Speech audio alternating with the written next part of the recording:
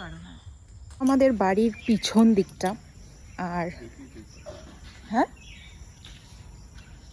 এটা আমাদের বাড়ির পিছন দিকটা, আর এখানেই রয়েছে সব আম গাছগুলো। এইদিকে সব ভর্তি আম গাছগুলো। এখানে নিম গাছ ছিল একটা, কেটে দিয়েছে।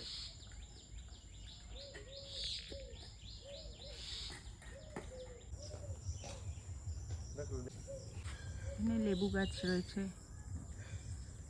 নিম গাছ রয়েছে উপরে। এই লেবু গাছটা, এই লেবুটা পারবো?